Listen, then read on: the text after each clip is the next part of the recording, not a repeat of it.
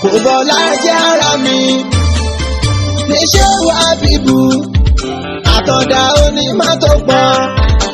Pasuma láti kún mi àti èwo lọ́ba fi kún rẹ̀ torí pé àkíkóríṣi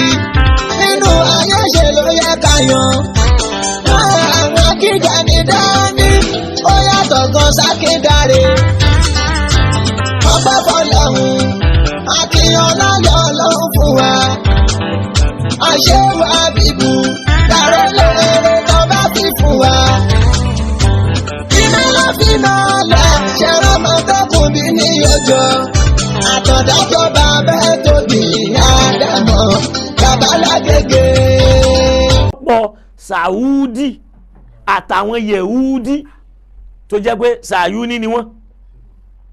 níyà fi ń jẹ àwọn Flọ́sìnì àwọn tí wọ́n jọ ń súnà gan mẹ́ntàwí torí pé Abdul Wahab asluhu al-Yahud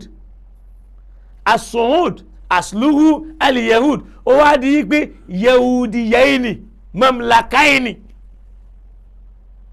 àwọn olórí méjì tó fẹ́ ṣèlú Yehudi ni wọ́n ti máa wọn ọmọ Lárúbáwá wọ́n ti rán wọn lọ́rùn àwọn tí wọ́n kú ńlẹ̀ wọn tó sọ̀rọ̀ mọ́ oko ẹrú làwọn Lárúbáwá nìgan làwọn náà wà nínú Saudi mbẹ ẹ wá wò bànújẹ́ tí ń bẹ ń Saudi lẹ́ni Lárúbáwá ti ń tán mbẹ wọn ní Arabiya tó lò fún sọ́hàmọ́ torí pé tẹ́ ẹ bá débẹ̀ lẹ́ni ẹ bá Russia tí ó sùn lọ ẹ bá wọn Philippines tí ó sùn lọ tẹ́ pé tẹ́ bá ṣe ń bá wọn míì sọ Lárúbáwá gan àwọn gan ti ń sọ èdè míì ju Lárúbáwá ti kúndùn àti máa sọ Russia àti máa sọ Japanese ju èdè Lárúbáwá àwọn tí wọ́n bá ń tajà kódà wọ́n ti kúndùn èdè French àwọn èdè elédè ló wá ń jọba lọ́dọ̀ wọn tọ́mọ wa rẹ̀ nìkan ti ń sọ Lárúbáwá tí èé ṣara wọ́n máa sọ pé innahu yatakallamu bil Qur'an pé Qur'an ló fi ń sọ̀rọ̀ torí pé àwọn ò lè fi Qur'an sọ̀rọ̀ mọ́ torí pé wọ́n ti gba Qur'an lórí wọn kéèyàn lè mọ̀ yí pé nǹkan ti ṣe wá ló fi di pé àwa mùsùlùmí a nígbàgbọ́ nú al-Qur'an mọ́ àwọn ahadithul Yahudi wa Nasara ló wá kù tí wọ́n gbélé wa lọ́wọ́ táǹkà léyìí tí ó máa ròyìn ànábì pẹ̀lú ròyìn tí ó da àtẹ̀yí tí ó máa ròyìn ànábì pé ń tà ànábì wí ó wà questionable tá a máa fi béèrè pé ṣé irú ànábì ló lè sọ wípé bí náà já ànámọ̀ bá kú tán yóò máa ké ọlọ́run wàá gbé gìgìrì sí ara ẹ̀ sínú rẹ̀ iná wàá máa jó iná wàá máa yóò máa gbádùn náà yóò máa ní court ó dàbẹ́ òun enjoy ẹsẹ̀ ọlọ́run gbogbo òrònú Yahudi yẹn wọ́n á kọ́ wá sínú ẹ̀sìn fún wa bẹ́ẹ̀ kí ló fà á tí lè fi ràn wá bẹ́ẹ̀ òun náà ní pé annal araba lam yakunu ahlu kitabin wala ilmin Lárúbáwá èéṣo níwèé wọ́n èéṣì iṣo ní mímọ̀ ló fi bí kọ́lọ̀ mọ́ sọ fún wa pé agbójíṣẹ́ dìde lára wọn al-ummiyina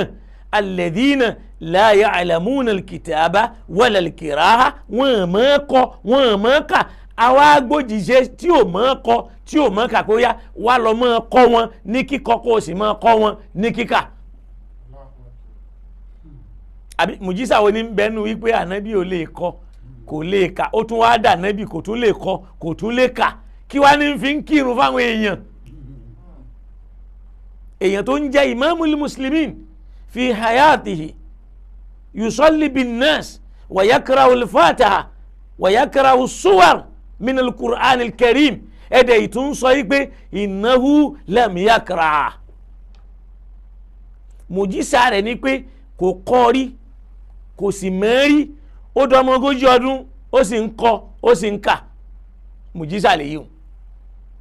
mùjísà ní pé ràkúnmí ò sí nínú ìlú kan wọ́n sì mú jáde lára àpáta ó bọ́ sílùú yẹn mùjísà lè yíò ìlú yìí wọ́n èé kọ́ ń bẹ̀ kò sẹ́ni tó lè kọ́ wọn níbo lòun ti wá rí mọ́ rẹ̀ wọ́n rí pọ́lọ́ ni mùjísà lè yíò kí wá ní mùjísà nu wípé kò mọ̀ kọ kò mọ̀ kà ká mọ̀ fi bàbá rẹ̀ ibi táwọn Yẹhudi fẹ́ dá làákàyè wá dúró sínú pé ànábì yín ó dà ànábì tán kò lè kọ́ o kò sì tún lè ka o ẹ gbọ́ àwọn àṣírí ọ̀rọ̀ kan lálẹ́ yìí tọ́lọ̀ ń bá ní kí n lè láǹfààní àti débẹ̀ lára ń tó fà á nìyẹn ní àyà tí wọ́n mú wá yẹn àti wípé yasaluna alal kitabi qablahum bọ́rọ̀ bá ti wá délẹ̀ àwọn Júù làwọn lọ́ọ́ bá wọn lọ máa béèrè ọ̀rọ̀ lọ́dọ̀ wọn wa yastafidunahu minhum ibẹ̀ làwọn ti máa rí àǹfààní torí pé Tawra wà lọ́dọ̀ wọn Yehudi àti Nasara àwọn wo ni wọ́n sì lọ báyìí mithlu Kabil Abar wa Wahab ibn Munabbah wa Abdallah ibn Salam wa amthaluhum sábà bí eléyìí ló fi jásí pé famtalati tafasir min al-manqulati indahu ló fi jásí pé gbogbo ń tábà kanu tafsir ọ̀rọ̀ àwọn àfa yìí láàmú ẹsẹ̀ kínní láàmú ọba ń bẹ̀ ló fi jásí pé Káàbù tá à ń sọ yìí ọmọ Yamani ni àwọn tá a sọ pé wọ́n establish Saudi yìí náà Yamani làwọn náà ti wá so ìyẹn fi hàn yí pé tá a bá lọ ka tírà àfa wa muqaddima nínú muqaddima Ibn Khaldun tá a bá lọ ka page 439 àfa sọ fún wa pé limaza yataharrajuna min fi'lihim hadha kí ló fà á tẹ́ pé tí wọ́n fi ń ṣe yìí láti kọ́ nǹkan nira fún wọn ó ní wa qad asnadu shar'iyya àwọn àfa ti lọ fi ṣàríà dè wọ́n mọ́lẹ̀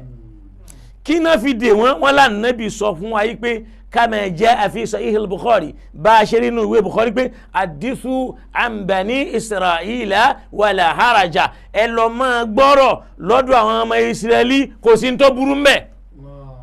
ibi tá a ti rà kó bá nù pé hadithu an bani Isra'ila wala haraj ẹ lọ máa kẹ́kọ̀ọ́ lọ́dọ̀ àwọn Israelite kò láburú nù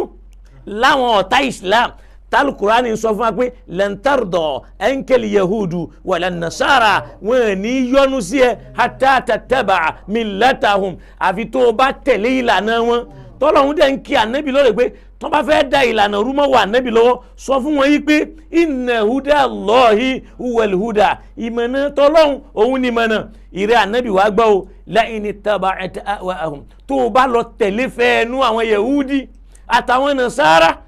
ba'dama ja'aka min al-ilmi lẹ́yìn tá a ti fún wọn nímọ̀ kùránì ma laka min Allahi min waliyyin wala nasirin wọ́n wá lánàbì tún wá sọ wípé hadithu an bani Isra'ila wala haraja kama fi sahih al-Bukhari ẹ lọ mọ kẹ́kọ̀ọ́ ẹ lọ gbọ́rọ̀ lọ́dọ̀ àwọn bani Isra'il kò sí láì fi nù rẹ̀ tọ́lọ́hún tẹ̀ ti fi láì fi sí. ìyẹn wà nù sahih al-Bukhari kìí ṣe wípé kazabna ma kazabnahu àpárọ́ mọ́ Imam Bukhari àmọ́ àwọn èèyàn ni wọ́n ń parọ́ mọ́ Imam Bukhari torí pé kò rọrùn ká sọ pé Imam Bukhari ló parọ́ torí pé wallahu a'lam a lè sọ àmọ́ eléyìí kọjá ká sọ pé Bukhari ló kọ́ tí Bukhari bá mọ alukurani kò lè kọrú àdíìsì yìí sínú tírà rẹ̀ pé lẹ́yìn tọ́lọ́run sọ wípé lan tarudọ́ ankeli yahudu wala nasara wa hawulahi yahudu lewala nabi ni hadithu an bani Isra'ila wala haraj ẹ lọ gbọ́rọ̀ ẹ máa gbọ́rọ̀ lọ́dọ̀ àwọn yahudi kò sí láì fi ń bẹ́ o àmọ́ wọn á fi kàn dé pé man kazzaba alayya muta'ammida bí yẹn bá wà máa parọ́ mọ́ mi ṣé eléyìí bá ọ̀rọ̀ yìí mu ṣé wọ́n bá ara wọn tán bí man kazzaba alayya muta'ammidan falyatabawwa' maq'adahu minan nar bí yẹn bá wà máa parọ́ mọ́ mi kó lọ wá gà tí ó fi jókòó nù náà kí ní bá tán ọ̀rọ̀ yìí pẹ̀lú ọ̀rọ̀ ta kọ́kọ́ pé hadithu an bani Isra'ila wala haraj pẹ̀lú pé ẹni bá máa parọ́ mọ́ mi wọ́n ṣe bára wọn tán wọ́n á fi léyìí de ọ̀rọ̀ yẹn mẹ́lẹ̀ bọ́ àdísù yìí fúnra rẹ̀ irọ́ ni má nẹ́bì àyà tó jẹ́ àmọ̀ pé irọ́ ni pé lan tarudọ́ ankeli yahudu wala nasara hatta tattaba'a millatahum báwo la ṣe fẹ́ gbọ́rọ̀ lẹ́nu wọn tá à ní tẹ̀lé mi ńlá wọn tọ́lọ́n tí ní wàlá yìí ní taba kúl inna huda Allahi huwal huda sọ fún wọn pé ìmọ̀nà ọlọ́run tí ń jẹ́ Kùránì yẹn gan ni mọ̀nà la yìí ní taba àti àwa ahùn tó o bá tẹ̀lé ìfẹ́ nu àwọn Yahudi àtàwọn Nasara ba'da alladhi ja'aka minal ilmi lẹ́yìn tí mọ̀ Kùránì dé ọlọ́run bá nàbí sọ̀rọ̀ báyìí bó ti làmìlaka tó ànábì wa tú àwa lẹ̀ àwa táwọn ò làmìlaka pé ẹ lọ mọ́ gbọ́rọ̀ lẹ́nu wọn kò sí láì fi nù rẹ̀ ṣe ni pé làákàyè wa ama ala qulubin aqfaluha bọ́lọ̀ ti ń sọ yí pé ṣé wọ́n dé àgádágodo mọ́ làákàyè yìí ni ṣàpò yẹ ká fura síra wa. naam ọlọ́run tún sọ fún ẹnu al-Qur'an pé wa qala ta'ala nínú suratul Baqara tàbá wọ àyà 75 ó ní afatatma'una an yu'minu lakum wa qad kana fariqun minhum yasma'una kalama Allahi thumma yuharrifunahu min ba'di ma aqaluhu wa hum ya'lamun. torí pé àwọn mọ bí wọ́n ṣe lè ronú wọ́n mọ bí ọ̀rọ̀ ń lọ. ọlọ́run ní afatatma'un ṣé wàá fọkàn balẹ̀ ṣọ́kàn yóò wá balẹ̀ wàá mọ̀ nírètí pé an yu'minu lakum pé yahudi àti nasara ó gbà yín gbọ́. àwọn tọ́lọ́hún sọ fún wa pé ṣáàfọkàn balẹ̀ sí wọn ṣé wọ́n gbà wá gbọ́. àwọn náà ni wàá bùnú mùnábà yìí abdullahi ibùnú salamu yìí àtàwọn kábùl àbárí wọn yìí. ọlọ́run ní afatatma'un ìbéèrè ni ẹ máa fọkàn yín balẹ̀ ẹ máa nírètí ẹ máa nítàn mọ́ pé an yu'minu lakum pé àwọn ọmọ yìí ó sì gbà yín gbọ́. wa qad kana fariqun minhum tó sì já sí wípé fariqun àwọn kan ń bẹ nínú wọn yasma'una kalama Allahi wọ́n máa gbọ́ ọ̀rọ̀ Ọlọ́run thumma yuharrifunahu lẹ́yìn tí wọ́n bá gbọ́ wọ́n yí padà. àwọn èèyàn Ọlọ́run wa lànàbí wa ń sọ pé hadithu an bani Isra'ila wala haraj láwọn tọ́lọ́wọ́n bá ròyìn pẹ̀lú tí ò da pé wọ́n bá gbọ́rọ̀ Ọlọ́run tán wọ́n yí padà wọ́n wá lánàbí sọ yí pé nínú Sahih Bukhari ẹ mọ gbọ́rọ̀ lọ́dọ̀ wọn kò sí tó burú mẹ́. Ọlọ́run tẹ́ ń sọ fún wa yí pé afatatma'un ẹ mọ nírọ̀kàn pé an yu'minu lakum pé Yahudi àti Nasara wọn gbà yín gbọ́ tó sì já sí pé qad kana Ọlọ́run tó fi kọ́dí síbẹ̀ léyìí tó fi ń dájú Ọlọ́run ọba ń fẹsẹ̀ rẹ̀ nílẹ̀ gan pé kò sí iyèméjì inú rẹ̀ fariqun minhum aláwọn kan ń bẹ nínú wọn yasma'una kalama Allah wọ́n gbọ́ ọ̀rọ̀ Ọlọ́run wọ́n sì máa gbọ́ báyìí tí wọ́n bá gbọ́ tán thumma yuharrifunahu wọ́n wá yí padà min ba'di ma aqaluhu lẹ́yìn tí wọ́n bá gbé sílẹ̀ àkáyé wọn. tọ́lọ́hún dẹ̀ ń sọ fún wa yí pé la ya'lamuna al-kitaba illa amaniya inihum illa yadhunnun. àwọn òrẹ́dì àti mẹ́ntì ń bẹ́ẹ̀ níwé o àmọ́ wọ́n máa lò làákàyè láti fi ba ọ̀rọ̀ Ọlọ́run jẹ́. fariqun minhum aláwọn kan bẹ́ẹ̀ nù wọn sẹ́ yasma'una kalama Allah wọ́n mọ̀ ọ̀rọ̀ Ọlọ́run wọn bá gbọ́ thumma lẹ́yìn tí wọ́n bá gbọ́ tán yuharrifunahu wọ́n yí ọ̀rọ̀ ní padà min ba'di ma aqaluhu lẹ́yìn tí wọ́n bá gbé sí làákàyè lẹ́yìn tí wọ́n gbé sí àkàlùhù wọ́n ronú sí wa hum ya'lamun wọ́n sì mọ̀ wípé ọ̀rọ̀ Ọlọ́run yìí ibi báyìí ní lọ làwọn bá gbé síbòmí in hum illa yadhunnun. àwọn èèyàn lànàbí wa ní bọ́lọ́hún ṣe ní ká yẹra fún wọn yìí ànàbí wa ní hadithu an bani Isra'ila wala haraj ẹ máa gbọ́rọ̀ lọ́dọ̀ àwọn Yahudi àti Nasara kò sí ní tó burú mbẹ́. ẹ wá dákun ṣọlọ́hún àtànàbí wa ní the same page pẹ̀lú ti ń bẹ́lẹ̀ yìí ṣọlọ́hún àtànàbí ṣé wọ́n ń bẹ́ nínú péjì kan náà torí pé kò ṣeé ṣe ká nàbí wa rí báyìí. wọ́n bi Aisha radiyallahu ta'ala léèrè yìí pé ma khuluqur rasul báwo la ṣe máa nẹ́bì níbi wa ó ní khuluquhu al-Qur'an kùránì ni ẹ lọ́ọ́ wò tẹ́ ẹ bá ti wo kùránì ìwà rẹ̀ nu ìwà nẹ́bì gan là ń sọ yìí pé kò lè kẹ́kọ̀ọ́ lọ́dọ̀ Yehudi ẹ tí gbọ́ nǹkan kan o ẹ sì tún gbọ́ mi ṣe lè ìlà ríta ńlanu. Ọlọ́run ní fawailun 75 ìláyà yẹn wà o Ọlọ́run ní fawailun ìyà máa ń bẹ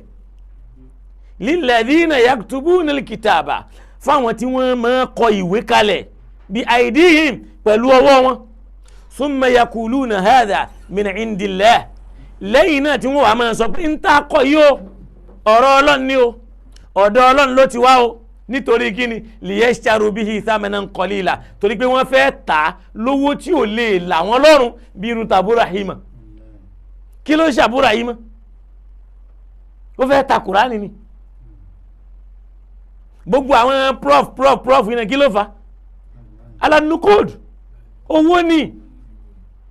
tí ẹ bá sowó ni kí ló lè bí Kùránì wá ń di ntàntẹ̀ látọ̀túntẹ̀ edition látẹ̀túntẹ̀ àárí tíra kọ́ mọ́ ó wá jẹ́ alukur'an kur'an yìí náà tún wá ta àwọn tí wọ́n ní làákàyè yìí lára nígbà pé yahudi ni wọ́n ẹgbọ́n tá à ń sọ náà alwahabiyya alyahudiyya asalafiyatu alyahudiyya alwahabiyya salafiya àwọn júù ni wọ́n torí pé inú júù ni ó máa dùn ẹgbọ́n tá alukur'an sọ ó ní la tajidu qawman yuhminuna billahi wal yawmil akhir ẹ lè rí àwọn èèyàn kan tí wọ́n nígbàgbọ́ nú Ọlọ́run tí wọ́n sì gba ọjọ́ kẹyìn gbọ́ yawaduna man hada Allah kọ́ wa máa fẹ́ràn ẹni tó kọjá àlà Ọlọ́run àwọn ẹ̀wọ̀n yìí kọjá Ọlọ́run lórí títú alukur'an wọ́n sọ ní tí ò yá wí ń bẹ̀ wọ́n fi ní tí ò yẹ ká fi síbẹ̀ tọ́lọ́hun dẹ̀ ń sọ fún wa pé fariqun minal yahudi yasma'una kalam Allah wọ́n gbọ́rọ̀ Ọlọ́run thumma yuharrifunahu wọ́n wà máa yí padà min ba'di ma aqaluhu lẹ́yìn tí wọ́n bá gbé sí làákàyè wa hum ya'lamun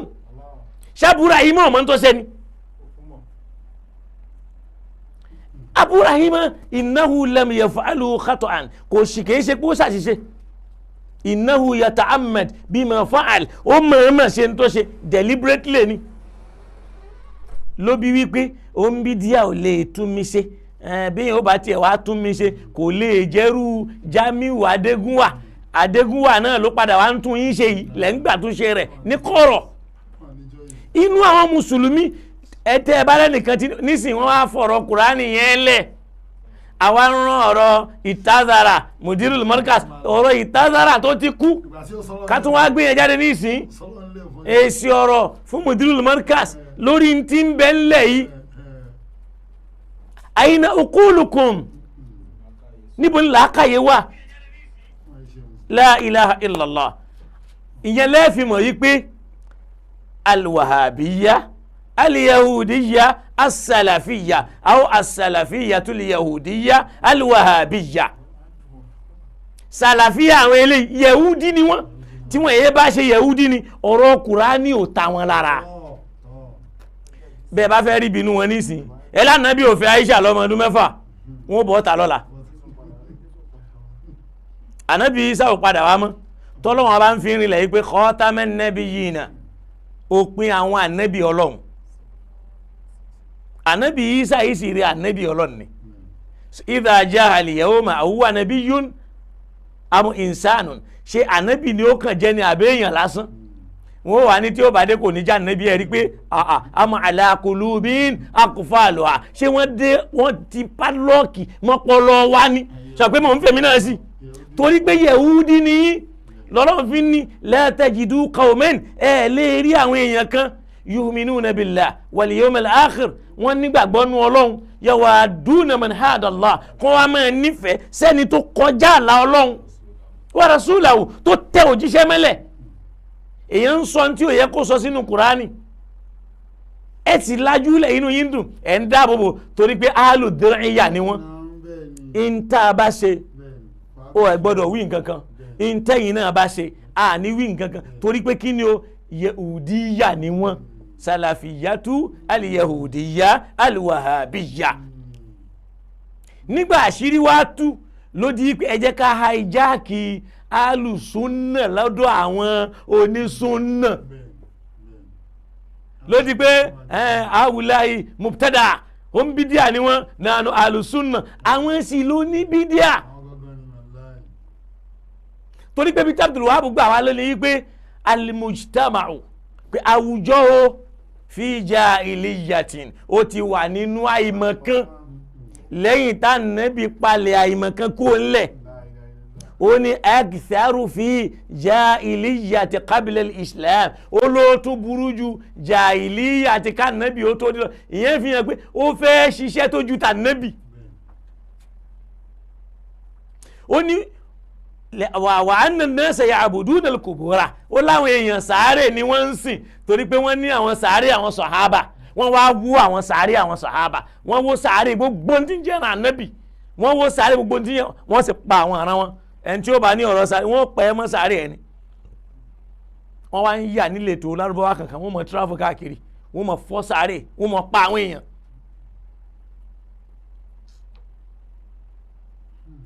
bí wọ́n ṣe jogún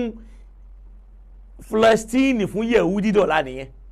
táwọn mùsùlùmí ti ń bẹ nú yà ọmọ mi tí wọ́n bí apá rẹ̀ kan ti gé ẹsẹ̀ mi gan ti gé èmi orí ẹ̀ ti yẹ̀ sẹ́gbẹ̀ kan látara mamlaka àti àwọn alùdíríyà àṣegbé ni tẹ́ ń bá ṣe o ẹ wo ọ̀rọ̀ Khashoggi ta ni ò hàn sí pé wọ́n pa nítorí àṣírí tó wà láàrin Amẹ́ríkà àti Saudi wọ́n sì rẹ́ lóyè nǹkan kan ò sì tẹ̀yìn ẹ̀ jáde wọ́n sì bò mọ́lẹ̀ léyìí tó sì fojú hàn ìyẹn náà àdú orí ahọ́n ni ṣe àdú inna Allaha la yughayyiru ma bi qawmin hatta yughayyiru bi anfusihim ẹ̀ ń ṣàdúà fara Palestine ọ̀rẹ́ yín ló sì ń pa wọ́n Yehudi tẹ́ ẹ gbà síbẹ̀ ní ń pa wọ́n àwọn Yehudi yẹn náà ẹ sì fara kí wọn gbogbo ìjọba tí ó bá wá ran Palestine yẹn lọ́wọ́ wọn tẹ̀jọba yẹn rí ìyẹn náà ló kó bá àfáà tó ṣẹ̀ṣẹ̀ jẹ́ president ní Egypt ní yóò ní tí wọ́n lé lọ Morsi ṣẹ̀rí pé wọ́n lé lọ ni torí pé olóhùn fẹ́ ṣe ṣàríà tí èé ṣerú ṣàríà Saudi ṣàríà ojúlówó wọ́n sì mọ̀ yí pé Syria ó níkun àbí kí lórúkọ Palestine ó níkun lọ́wọ́ gbogbo òlú tí ó bá fẹ́ kún Palestine lọ́wọ́ láyé wọ́n mú lọ́wọ́ dání ọ̀ràn tí Iran dání sí ni pé Iran ń fi nǹkan ogun àtóúnjẹ ránṣẹ́ nísàlẹ̀ ẹlẹ̀ sáwọn ará Palestine ló bí àtáàkì Amẹ́ríkà àti Saudi kìí ṣe nǹkan mi pé ó wà lẹ́yìn Palestine ó ń ràn wọ́n lọ́wọ́ ìlú àwọn ànẹ́bí Ọlọ́run Ardul Muqaddasa àwọn ìlú tá a pè lórí ilẹ̀ mímọ́ Al-Wadul Muqaddasu tuwa ó wá di pé lẹ́ni àwọn mùsùlùmí ò lè kírun gbádùn La ilaha illallah bẹ́ẹ̀ bá rí fídíò kan wọ́n dẹ̀ ń tẹ ara àwọn ẹlẹ́à láti sáàṣì wọn pé wọ́n fẹ́ wọ mọ́ṣáláṣí wọ́n tẹ̀ wọ́n látọyàn báyìí wọ́n tẹ̀ wọ́n dé sálẹ̀ àwọn ẹlẹ́à yẹn dẹ̀ ń sunkún kí ló fẹ́ ṣe sí wọ́n tẹ gbogbo ayé ẹ̀ báyìí wọ́n fẹ́ frustrate wọn pé ẹ padà àwọn ènìyàn wá ń ké ẹnu pé àwọn ṣáà fẹ́ lọlé Ọlọ́run àwọn ò nígbà kẹgbà bí báyìí wọ́n mú àyà ẹlẹ́yà báyìí ẹ̀ha yín tẹ̀yìn ń pariwo tẹ́ ẹ̀jẹ̀ káyé nísìmí wọ́n yẹ̀yẹ́ ẹ̀ ní Palestine ẹ wàá máa pariwo jihad ń bí ẹ wo bí wọ́n ṣe ń fìyà jẹ àwọn mùsùlùmí bẹ̀ wọ́n pa ẹlẹ́yà nípakúpa torí pé ó fẹ́ lọ sí lọ́hùn wọ́n wàá máa sọ iye èèyàn tó gbọ́dọ̀ wá kí tàràwí wọ́n máa fún yín lóye wákàtí tẹ́ gbọ́dọ̀ lò wọ́n máa sọ iye ìṣẹ́jú tẹ́ gbọ́dọ̀ lò wọ́n sì máa sọ èjì pé béèyàn bá ti kọjá 40 years òun ló gbọ́dọ̀ wá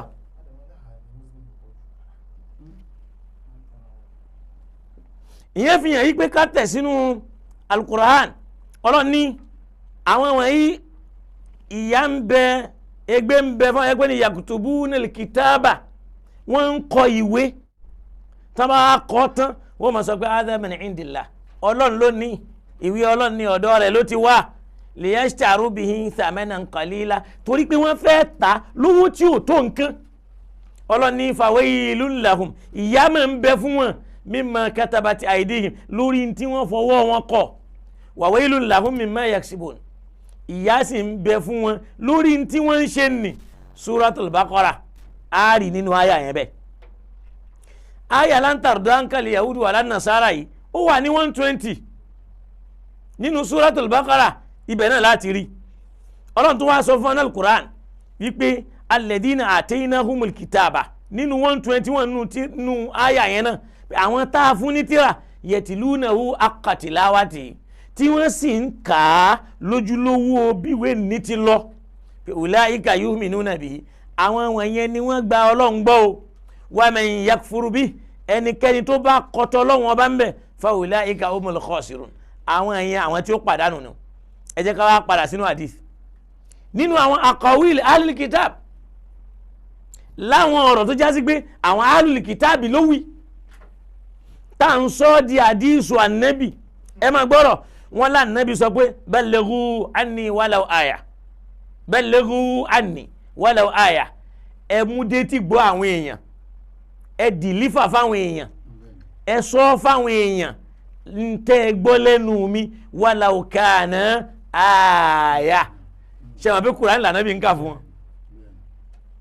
Mi rò pé gbọ́ ballighu anni walau kana aya. Ẹ jẹ́ káwọn èèyàn gbọ́ lẹ́nu yín, ń tẹ́ gbọ́ lẹ́nu mi, kódà tí ó bá jẹ́ kí tí àkànrà yìí ẹ wá tún máa gbọ́ wa hadithu an bani Israel. In tí mo kọ́ yín ò tó ẹ máa gbọ́rọ̀ lẹ́nu ọmọ bani Israel o wala harash, kò sí tó burú ń bẹ̀ o. Ṣáà Nábì ló ṣe lé. رواه الإمام أحمد والبخاري والترمذي وغيرهم عن ابن عمر tí a bá ka Jam'ul Jawami ìyẹn náà tún jẹ́ ní tí wọ́n gbé lẹ̀ ká máa rán. Ànábì tún ní ká lọ gbọ́rọ̀ lọ́dọ̀ wọn. Àwọn tọ́lọ́ ń sọ fún wa pé yaktubuna al-kitaba bi aydihim thumma yaquluna hadha min indillah fawailun lahum mimma katabat aydihim. Ṣé ní tí wọ́n kọ́ tọ́lọ́ ń gégùn fún wọn lórí yẹn láàlọ́ mọ́ béèrè lọ́dọ̀ wọn. Tabaloka al-Jami'ul Kabir lis-Sayuti volume 4 mi ò ní sọ péjì gẹ́gẹ́ bí àṣà bàbá wọn ní kájẹ́ káwọn èèyàn náà ṣe wàhálà. Hadithu mi ó ní hadithu an bani Israel wala haraj. Ẹ lọ mọ́ gbọ́rọ̀ lọ́dọ̀ àwọn Israel, kò sí láì fi nù rẹ̀. Ahmadu àti Tirmidhi ló gbélé wa. Ìkan sọ fún wa wípé hadithu an bani Israel, ẹ lọ mọ́ gbọ́rọ̀ lọ́dọ̀ àwọn ọmọ Israel wala haraj, kò sí tó burú mbẹ. Fa innahu kanat fihim al-a'ajibu, torí pé àwọn ọ̀rọ̀ tí máa ń ṣe ni léèmọ̀ ẹ bá pàdé lọ́dọ̀ wọn. Èèmọ̀ ọ̀rọ̀ sínú Kùránì. Abẹ́ẹ̀rí nǹkan. Hadithu an bani Israila wala haraj fa innahu kanat fihim al-a'ajibu. Àwọn èèmọ̀, àwọn gbàgbọ́ gbé ọ̀rọ̀ ẹ gbọ́ lọ́dọ̀ wọn. Alẹ́ àwọn tọ́lọ́hun orí àwọn àjíbù ọ̀rọ̀ kò sí lọ́dọ̀ Ànábì. Níwèé Ànábì ẹ pé mùjísà ni. Ànábì ló sì sọ. Rawahu Abdullahi ibn Humayd, Abu Ya'la wa ibn Mani, Tabaloka Adiyahu al-Muqdasi an Jabir radiyallahu anhu. Àwọn èèyàn wá ń parọ́ mọ́ àwọn sàhábà lọ́tún lọ́sì. Wa fi Sahih al-Bukhari an Abdullahi ibn Umar qawluhu. Wani kana Abdullah ibn Mas'ud wa ibn Abbas yunkiluna an aqawili ahli al-kitabi. Wani afawa Abdullahi ibn Mas'ud wa ibn Abbas àwọn táwí yunkiluna an aqawili ahli al-kitabi. Àwọn náà máa ń gba ọ̀rọ̀ lọ́dọ̀ àwọn Yahudi àtàwọn Nasara. Àmì léyìí a lè sọ pé irọ́ ni, torí pé nínú Sahih Bukhari yẹn náà láti rí pé Ibn Abbas gan wọ́n nu àwọn èèyàn pé la tasalu ahlal kitabi an shay'in, ẹ má béèrè nǹkan kan lọ́dọ̀ Yahudi àti Nasara. Wa kitabukum, torí pé ìwé yín alladhi unsila ala nabiyyikum aw rasulikum tọ́lọ́ ń sọ̀kalẹ̀ fún jíṣẹ́ yín ahadathun, ìwé tó fresh jù láyé ni, mahadun, tó sì yè kóró walam yashubba, tí ó dàrú dàpọ̀ nú. Ó ní wa qad haddathakum, torí pé wọ́n ti jẹ́ kó yé yín pé anna ahlal kitabi báwọn tẹ́ ń wí yóò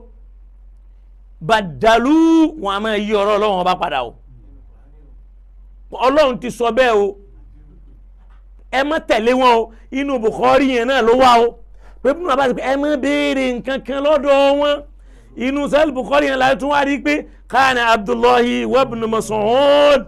wa ibn Abbas, kana Abdullahi ibn Mas'ud wa ibn Abbas yunkiluna an aqawili ahlil kitabi. Àwọn náà máa ń gba ọ̀rọ̀ lọ́dọ̀ àwọn ahlul kitabi Yahudi àti Nasara. Allati wọ́n wá fi sí pé allati abaha Rasulullah, láwọn tó jíṣẹ́ Ọlọ́run faramọ́nú ọ̀rọ̀. Kẹ́lí pé èyí tó jíṣẹ́ Ọlọ́run ṣe lẹ́ṣọ́ ni. Báwo náà ṣe faramọ́ ni pé Ànábì sọ fún ọ pé balaghu anni walau haya, ẹ máa mọ́rọ̀ mi dé ti gbọ́ àwọn èèyàn kódà tí ó bá jí àyà kan wa hadithu an bani israila wala haraj ẹ máa gbọ́ ọ̀lẹ́nu àwọn bani israila kò sí láì fi mbẹ́. wa fil hadithi nínú hadisu kan náà ó ní amutaikuna fiha ya ibn al-Khattab walladhi nafsi bihi laqad jitukum bi bayda'a naqiyya la tas'aluhum an shay'in. Ànábì ló tún ṣe léyìn náà ó ní amutaikuna fiha ya ibn al-Khattab ní yẹn gbé njọ́ tí wọ́n rí ìwé lọ́wọ́ ibn al-Khattab ṣé o fẹ́ bàtà rẹ̀ jẹ́ ni ṣé o fẹ́ kó parun bára rẹ ni ìrẹ́ ọmọ Khattab walladhi nafsi bihi mo fi ọlọ́run tẹ́mi mi ń bẹ lọ́wọ́ rẹ̀ mo fi búra laqad jitukum bihi bayda'a naqiyya mo ti dé pẹ̀lú nǹkan funfun tó mọ́ pọ́nrẹ́gàdá mo mú wá báyìí tí ò ní dọ̀tí nú la tas'aluhum an shay'in ẹ má béèrè nǹkan kan lọ́wọ́ wọn Ànábì ló tún ṣe lẹ́yìn náà o la tas'aluhum an shay'in ẹ má béèrè nǹkan kan lọ́wọ́ wọn o fayukhbirunakum bihaqqin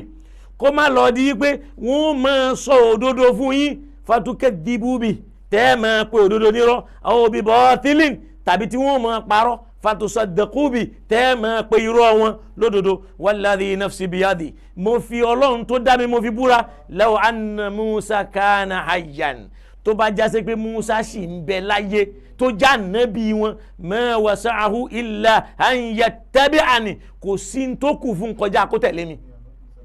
so kí wàá lẹ́fẹ̀ẹ́ lọ bí wọ́n sí.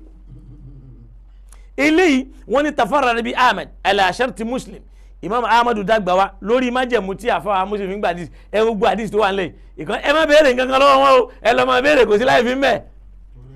tí wọ́n bá wá dé wọ́n lè ní àdìs kan pàkan rẹ̀ nasiku amanso àwọn bẹ́ẹ̀ bá lọ katira kan tí wọ́n pè ní la nasikh fi sunna kò sí nasiku fún àdìs wọ́n ń wù ní tirẹ̀ ń bẹ pọ́nbélé la nuska fi sunna kò nú sunna kan tí ń pa sunna kẹrẹ ìròrí ni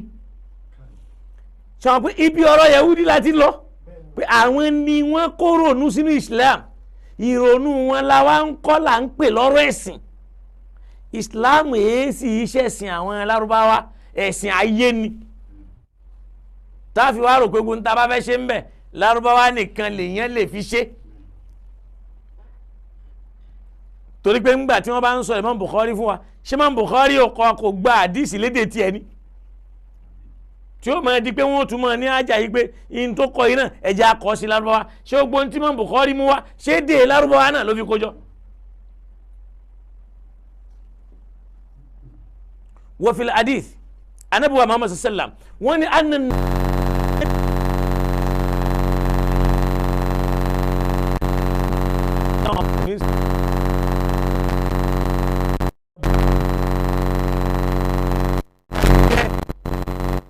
sì dojú ẹ̀sìn bolẹ̀. Sheikhul Islam rahimahullahu ta'ala ó ní la aibun fi Yorùbá kò sábùkù kankan lára àwọn Yorùbá siwa anna dinahum kọjá pẹ́sìn wọn kadini nasara la kadini Muhammad ó dàbí ẹ̀sìn nasara ni kì í ṣe bí ẹ̀sìn anabi ni wọ́n ṣe ẹ wo ọjọ́ tí bàbá ní ti sọ kadini nasara ẹ rí i pé al-yahud fi suratil Islam àwọn Júù lábẹ́ Islam tí wọ́n gbé àwòrán Islam wọ̀ ṣé ń rí ní tó ń ṣẹlẹ̀ sí wa nínú hadith andithu an bani Israel wala haraj la tas'aluhum an shay'in ìwò láwàmú Ànábì náà tún gbà lọ́dọ̀ wọn wọ́n ní yusaddiqu ma yaquluhu banu Israel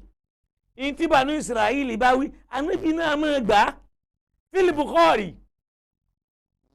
ọ̀rọ̀ gbèsè lórí alábàáhùn àti kọ́lọ̀ ń lọ wá ni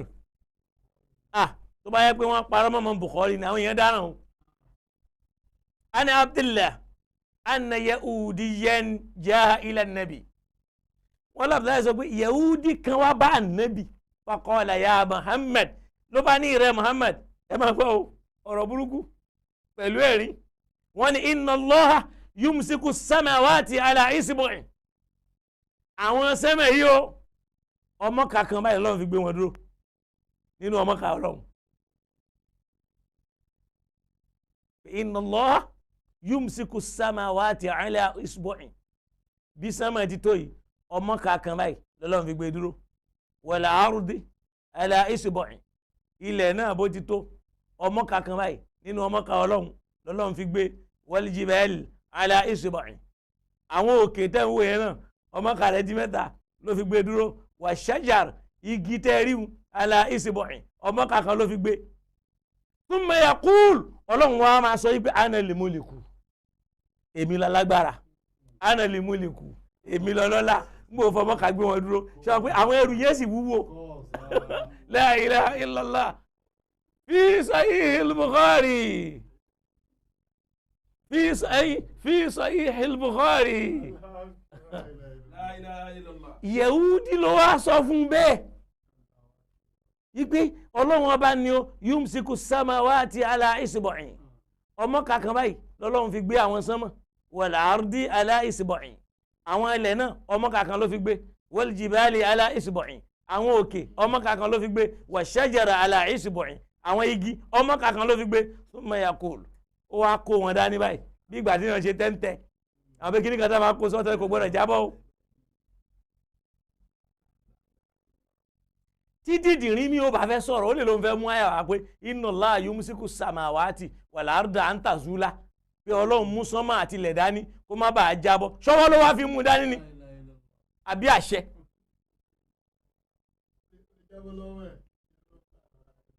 ọlọ́run wá ní anal mulk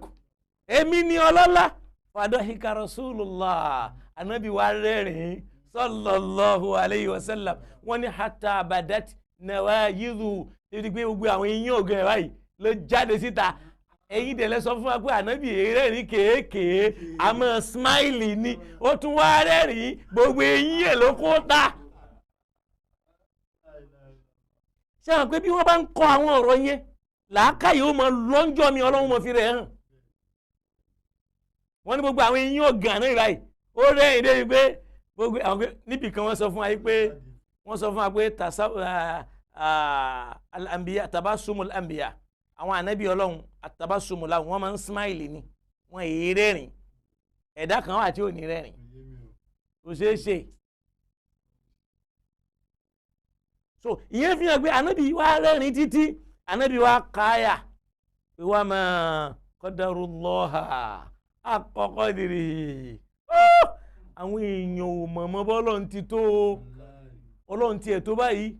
ọba tó fọmọ kankan ó fi gbé sánmọ̀ ó fi kan ó fi gbélẹ̀ ó fi kan ó fi gbé òkè ó fi kan ó fi gbé igi ma qaddarullaha haqqa qadrihi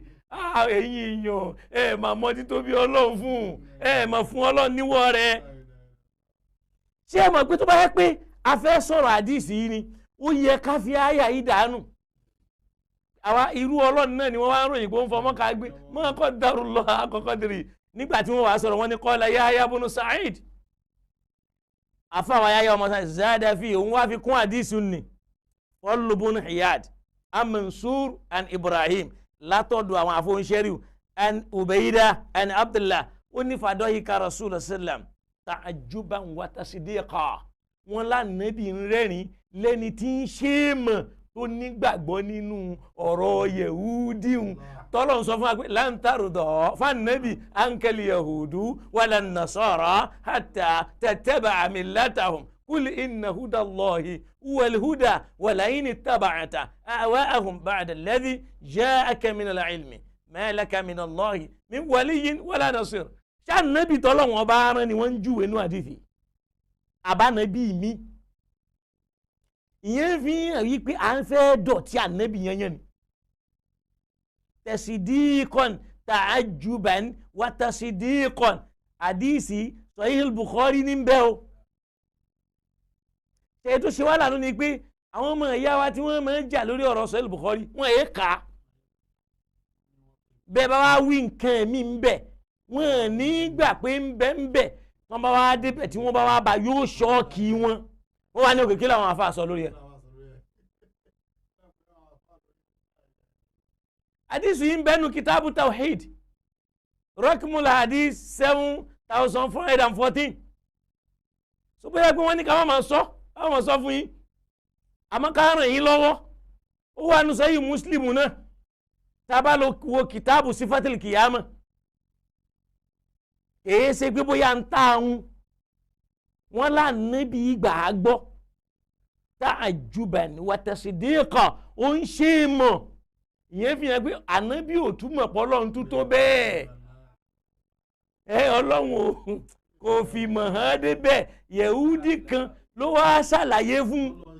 pé bọ́lọ́run ṣe tó pé ọlọ́run ọba tí wọ́n rọra ń sìn tó lóòpè láwọn ò mọ̀ ọba tó fọmọ kàkàn gbé sánmọ̀ ó fọmọ kàkàn gbé lẹ̀ ó fọmọ kàkàn gbé òkè ó fọmọ kàkàn gbé igi yẹ̀húdí wọ̀nyí sì ṣe ànábì ọlọ́run wọn á lóun ló wá kọ́ ànábì lẹ́sìn wọn lànábì á sì máa gbàgbọ́ ká lè mọ̀ yí pé àti yẹ̀húdí ti kó wa lómi ọbẹ̀ lọ́jọ́ tó ti pẹ́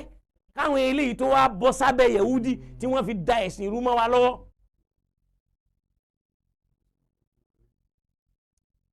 yàtọ̀ sí pa ànábì máa gba ọ̀rọ̀ wọn gbọ́ wọn ní káàní nàbí yuhibbu mawafaqata ahlil kitabi fima lam yu'maru fi shay'un ọlọ́run ànábì tún máa ń fẹ́ràn láti máa fara mọ́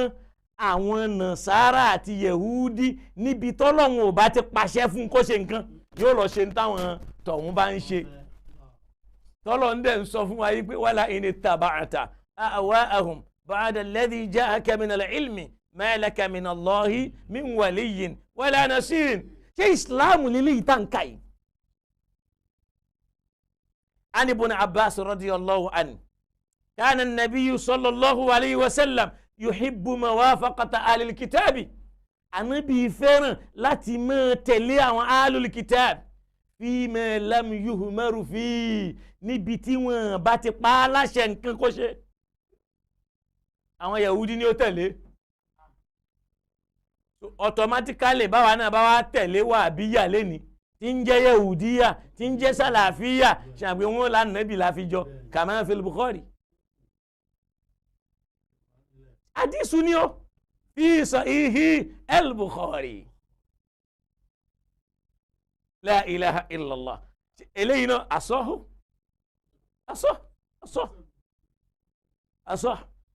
eléyìí náà asọ́. Ànábì fẹ́ràn láti máa faramọ́ Yẹ̀húdí níbi tọ́lọ́run ò bá pàṣẹ fún ẹ dákun àṣẹ wo ni wọ́n pa. tọ́lọ́run sọ fún Ànábì wípé la ta'jal bil Qur'ani qabla an yuqda ilayka wahyuhu wa qul rabbi zidni ilma la ta'jal bil Qur'an má kánjú dájú ẹ̀sìn o láyé ń ṣe pé abámú wà yí wá fún wa nẹ́bí o gbogbo àwọn èèyàn tiwa náà dẹ̀ ń dájọ́ nísìn wọ́n kàn lánú bíi ti wàhábì náà ni ó sì dájọ́ wọ́n kàn lánú bíi ti wàhábù ni ẹni tí ò bá ti gbà pé Jésù ń bọ̀ ẹ pa àwọn tí orí wọn bá yí ni wọ́n máa ń sọ pé Jésù ò wá mọ́ àwọn tí orí wọn ò bá pé ni wọ́n máa ń sọ wípé Jésù ò wá mọ́ sórí tí yín wá pé báyìí pẹ̀lú ń tàǹkà yìí afala yatadabbaruna al-Qur'ana ọlọ́run ló sọ bẹ́ẹ̀ èyí ṣe tẹ́ẹ̀lé ìwòye sí kùránì ama ala qulubin aqfaluha ṣé wọ́n ti dé ọpọlọ yín má gàdágodo ẹ wòjọ́ tọ́lọ̀ ti wí ṣé wọ́n tilẹ̀kùn làákàyè yín ni. èmi ò ní wọ̀rọ̀ yìí mọ́ o yóò àmọ́ ní ṣé tó bá tiẹ̀ fẹ́ ṣe wá sí ṣé yẹ kó máa sọ wípé wọ́n dé làákàyè wọn mọ́gàló challenge ọlọ́run tó wí. ngbà táwọn èèyàn ṣe prógrámù fún odidi bíi wákàtí mélòó ètò máa ń bà mí nínú jẹ́ ni wípé Facebook wá di wípé àwọn àfa ò ní tọ́píìkì ẹ̀sìn mọ́ àfa kìíní ẹ bẹ̀rù Ọlọ́run o lórí ọ̀rọ̀ bàbá alágbájá sọ̀rọ̀ Islam lè yí tẹ́ ẹ bá ti da ojú ọ̀rọ̀ nìkan ẹnìkan kò bẹ́ẹ̀ lómi ìwí mọ́ àwọn tọrọ yẹn náà wá báwí èyí tó bá wọn náà wí wọn ní rí wọn wà máa ẹjọ́ wa máa bú ẹni tọ̀hún èyí tó yẹ káwọn náà kẹ́kọ̀ọ́ láàárọ̀ ọ̀rọ̀ tẹ́ ẹ fẹ́ sọ ẹnìkan jòkó ó ń sọ wípé wàláhì tàláhì kò ní dá fún wọn lágbájá ọmọ àlè ní ó sì ń ṣe wá sí àfáàsùn náà ṣàgbé ẹ ti mọ̀ pé yìí ò níran ẹ sì mọ̀ pé kò níbi níjọ́ àti ní kó ní kálukú pàtàn ìran rẹ̀ ààrẹ nìkan pàtàn ìran rẹ̀ ẹ pàtàn ìran yín ẹ sọ bàbá tó bí yín ẹ sọ ìyá tó bí yín àwa níyà sì ní bàbá lè sọ̀tàn wọn ẹ sọ̀tàn àwọn tí wọ́n bí yín alẹ́ nìkan ń jó ni àwọn èèyàn fáwọn èèyàn lóye ń lu wọn kí n tiẹ̀ lọ́jọ́ yẹn ń lu tí kò mú wàhálà dání ó ṣe wá di pé ìmáàmù lágbájá ẹ̀ẹ́dẹ̀fẹ́ kú lórí ń tẹ́ ẹsẹ̀ yẹn àkìló lè tó yìí hùn bá ti ṣèlú rẹ̀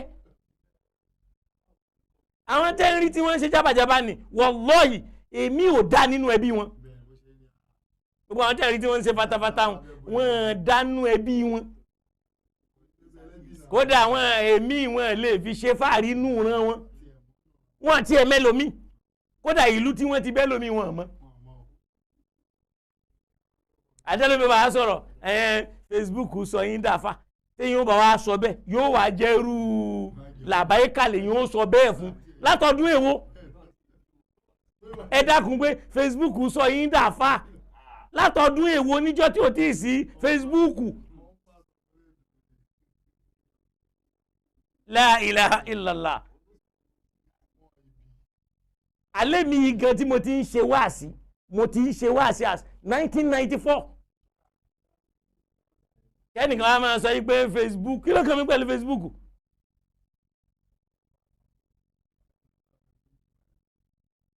mọ́dún kan tẹ́ ti wá ṣe wáàsí lẹ́pẹ́ lẹ́yìn ikú Adébọ̀wálé níbo làwọn eléyìí wà níjọ́ tí wọ́n sì ń wọ pátápátá tí wọ́n fi ń ṣeré ọlọ́run ó jẹ́ kẹ́mi igun o ọba tó ní kẹ́ rárá gbọ́rọ̀ sí ìbànújẹ́ ò ní bá yín o ọlọ́ba àṣíjú àánú wò yín o kò síjú àánú wa náà mo rántí ọjọ́ tí mo kọ́ wá sórí ètò yìí ọ̀ràn tí mo dá ní pé ajégbodò ní Jamiu ohun ẹni eré kúra bí àfa ò bá tiẹ̀ wá rọ́dọ̀ èèyàn lọ èyí tí èmi mi láfa tẹ́lẹ̀ àwọn ajẹ́rú ọ̀dọ̀ Jamiu lẹ́yìn tá a mọ̀ pé tẹ nígbìyànjú gan ìgbà ni wọ́n wá lérí sí mi pé ọ̀rọ̀ almiraju yẹn o tí mo bírífù níṣẹ́jú márùn-ún àwọn ó jáde tì mí tó bá gba ká bọ́ta tó bá sì gba ká jà tó bá gba wáàsí tó bá gba ká kọtíra wọ́n sì wọlé relegation láti gbà náà. èmi sì ń bọ̀ tẹ́ẹ̀tún gbọ́ tí ó sì lágbára. ǹjẹ́ ta ní òṣùpá òpin sí méjì èmi ìfẹ́ lè kú tẹ́wàá rẹ̀ rí ẹ̀ mú wa ni. ìbí ara nǹkan tí Yẹhudi fẹ́ fi dé ọpọlọ wa ẹ ṣáàjẹ́ a máa ròyìn fún wọn pé màláìka wọn ànábì wọn wà mìrákúlọ́ọ̀sì ká máa gba ìjọba ẹ̀. wọ́n yẹ kí gbogbo nàbí yomi ni musa sallam wọ́n lá nàbì àtúmọ̀ bẹ́ẹ̀ sì náà tún ní o tí wọ́n lá nàbì ló ṣàdúrà fún tó fi wá ń sọrú àwọn ọ̀rọ̀ yìí tó ń gbọ́ lọ́dọ̀ ànábì. wọ́n ní Ibn Abbas sọ fún wa yìí pé marra yahudiyyun bin nabi wọ́n ní Yẹhudi kan kọjá lára ànábì èyí tó lè di wàhálà ní pé tẹ́ bá wà lọ wò tí ò bá sí ń bẹ̀ náà mo dáràn tẹ́ bá ti wá bá ń bẹ̀ àfi kẹ́ ẹ sọ pé ilé yìí tiẹ̀ wà ń bẹ̀ astaghfirullah àmọ́ pé ilé yìí bẹ́nu Sahih Bukhari. wọ́n ní Yẹhudi kan ó kọjá lára ànábì ẹ̀ máa gbọ́ o faqala lahu ànábì ànábì wa ní hadithna sọ̀rọ̀ fún wa kọ́ wa lẹ́kọ̀ọ́ Yẹhudi nínú hadithna ẹnìyẹn wa sọ̀rọ̀ lẹ̀ fún ànábì wa qala hadithun hasanun gharibun sahih hadithu yóò hadithu náà dá o gọ̀ríbù ní ó sì tún lálàáfíà. ìyẹn ń jẹ́ ibi tí mo ń lọ ọ̀nà sì jí o ọlọ́ndàmú kó ṣíjú àánú wò wá o. wọ́n wá ní wayatlubu mina sahaba an yakra'u tawrata kódà ànábì tún pa àwọn sahaba láṣẹ pé kán lọ máa ka àtàwọ́rà. ẹ̀bùn tó ṣe eléyìí gan tún lágbára ẹ̀kan lọ máa ka àtàwọ́rà. ẹ̀yin ẹ máa gbọ́ ani Abdullahi ibn Amru ibn al-As wọ́n lá sàhábà táwí anna uqol wọ́n ló sọ wípé ra'aytu fima yara an-na'imu mo rí tí èèyàn máa rí téèyàn bá sùn ìyẹn ní pé ó ń sọ pé òun lálàá ó ní laka anna fi ihda isbu'in samanan wa fil ukhra asalan ó ló wá dàbí wípé ìkan nínú ọwọ́ mi báyìí oyin ń bẹ ń bẹ òróró ń bẹ ń bẹ ìkan ń bẹ wàrà ní ń bẹ ń bẹ tàbí ká sọ pé kẹ́ epo ó ní fa ana alhiquma mo wá bẹ̀rẹ̀ sí ní la méjèèjì falamma asbahatu ngbà mo wá jí zakartu dhalika li rasulillah mo wá lọ sọ fún anabi nígbà tí lẹ mọ́ anabi ní takra'ul kitabaini ìwé méjì ní kó lọ máa kà at-tawra wal furqan bó bá ti ń ka Kùránì mọ́ ká Tawra ẹ ti báyé jẹ́ ẹ ti báyé jẹ́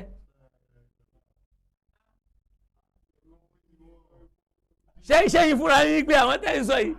Yahudiyyun as-salafiyyatul yahudiyya al-wahabiyya gbogbo nánú salafi wàhábíyà ni Yahudi ni kódà John Philip tó gbapò lọ́wọ́ Captain Shakespeare nígbà tó kú wọ́n change orúkọ ẹ̀ sí Abdullahi ni ọmọ British lòun náà láti máa fi pa àwọn mùsùlùmí John Philip wọ́n á sọ di Abdullahi Philip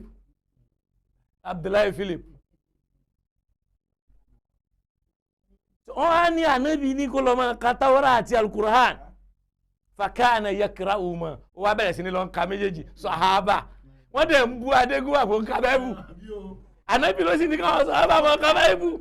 la ilaha illallah àdéhìí nǹkan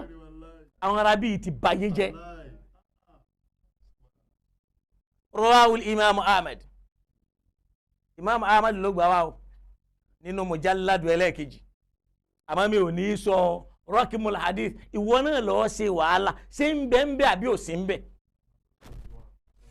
wa ma'rufu anna ahlal kitabi wọ́n léyìí tó sì gbajúmọ̀ ni pé àwọn tá a fún ní tírà yìí yuqaddisuna sabta wọ́n fẹ́ràn kan máa gbé ọlá fọ́jọ́ sátidé ó sì wá látòrí ọwọ́ àná Muhammad sallam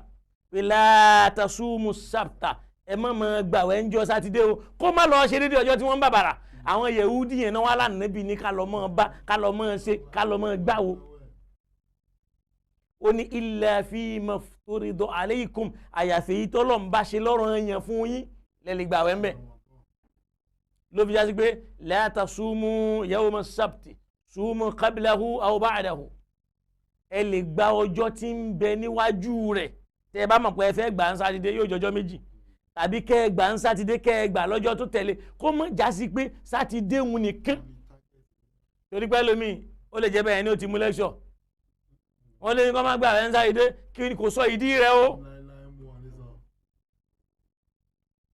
so ìyẹn fi hàn yí pé rawahul hakim wa qala hadha hadithun sahih ala shart al-bukhari al-mustadrik ala sahihayn bí yẹn ṣe tábàlọ́ka kitabu sawm kọ́lọ́n kó ṣíjú àánú wa.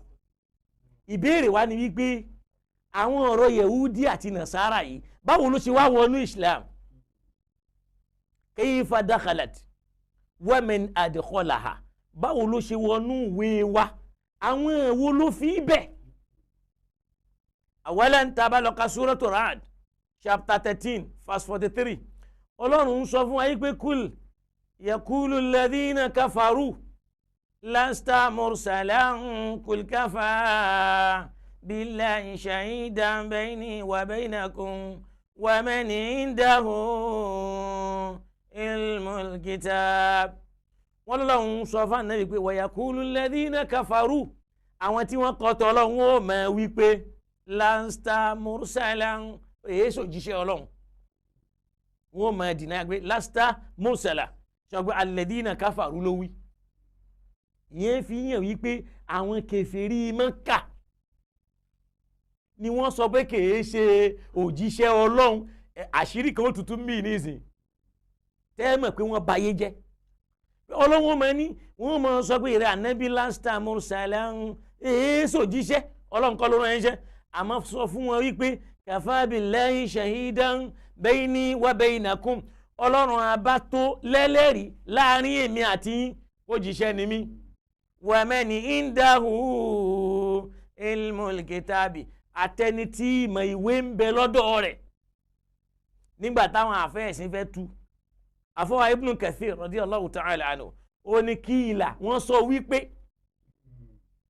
ó ní núdì láti fi Abdullahi ibn Salam kí àyà yìí sọ̀kalẹ̀ lórí Abdullahi ọmọ Salam tá a bá dẹ̀ wo àyà yìí àyà Mákà ni ṣé Abdullahi gba ìsìlámù Mákà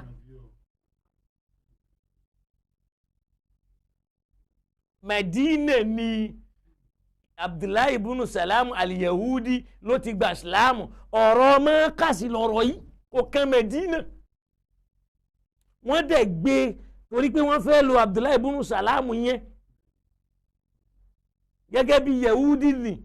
wọ́n wá gbé wọ́n lóhun lọ́lọ́hun wí ń bí pé wa man indahu ilmul kitabi ẹni tí mà wé ń bẹ lọ́dọ̀ rẹ̀ àwọn kan ní rárá wọ́n ní àfáwa tí ànábì lọ́ọ́ bá Warakatu bunu Nawfal ni torí pé òun ló sọ wípé àádá namusu Musa wáyí irú namusu ka namusi Musa irú ọ̀rọ̀ tọ́lọ̀ ń fi rán Musa òun náà rèé pé ìyẹn fi hàn yí pé òun máa ń tó ń bẹ nínú ìwé àwọn kan ní wọn rárá lọ́dọ̀ àwọn Ṣíà àwọn àgbà yí pé Sayyidina Ali ni òun ni ìmọ̀ ìwé ń bẹ lọ́dọ̀ rẹ̀ Ibn Abbas radiyallahu ta'ala anhu ó ní tá a bá wo Kùránì tá a bá fi tú ó ní ó yẹ kó máa lọ wípé ọlọ́run bá tó lẹ́lẹ́rìí láàrin èmi àti yín torí pé wà mí ní indihi ilmul kitabi torí pọ́dọ̀ ọlọ́run ọba ní ìmọ̀ ìwé yìí ti wá ó sì lo àyànú suratul káfí tó sọ wípé wa allamnahu min ladunna ilman àwa la fún nímọ̀ látọ̀dọ̀ wa àyà tóun fi gbénu àwọn nǹkan rẹ̀ sọ pé èyí tó ń gbé gbogbo Yahudi lọ́lọ́run ọba ń ṣe kí ni o ló ń sọ ànábì ó ṣe máa fi Yahudi jẹ́rìí Mákà nígbà tí Yahudi ò sí Mákà ẹjẹ́ àfà assignment yẹn lẹ̀ fáwọn náà wọ́n wá ní qawl Ibn Abbas ọ̀rọ̀ Ibn Abbas yìí òun náà lèyí tó já sí pé akhtarahu Ibn Jariri làfà Ibn Jariri mú dání wá fi Sahihayni an Abi Hurairah tá a bá tún lọ ka Sahih Bukhari àti Muslim wọ́n ní kana alul kitabi yakra'una Tawrata bil Ibraniyya wọ́n láwọn alul kitabi máa ka Tawra pẹ̀lú èdè Híbúrù wa yufassirunaha wọn àwa máa túmọ̀ rẹ̀ li ahlil Islami fáwọn mùsùlùmí nínú Sahih Bukhari ni o ṣàpá àṣírí ń túbọ̀ díẹ̀díẹ̀ pé kana alul kitabi àwọn onítìrà ní pé àwọn Júù àtàwọn Nasara yakra'una Tawrata bil Ibraniyya àwọn amẹ́ka Tawra yẹn pẹ̀lú èdè Híbúrù wọ́n bá wá wa yufassirunaha li ahlil Islami wọ́n wà máa tú fáwọn mùsùlùmí tí wọ́n ń ṣe Islam wọ́n lánàbí wá sọ wípé la tusaddiqu ahlal kitabi ẹ má gba àwọn onítìrà gbọ́ o lẹ́yìn tó sọ fún wọn pé àdísù àǹbáni Israel ẹ lọ mọ́ gbọ́rọ̀ lẹ́nu wọn wala haraj kò sí tó burú mbẹ́. ó ní wala tukadhibuhum tẹ́ ẹ bá gbọ́rọ̀ lẹ́nu wọn ẹ má pè wọ́n nírọ́ o àmọ́ waqulu ẹ sọ pé amanna billahi wa ma unzila ilayna ẹ sọ pé àwa nígbàgbọ́ nú Ọlọ́run a sì nígbàgbọ́ nú tó sọ̀kalẹ̀ fún wa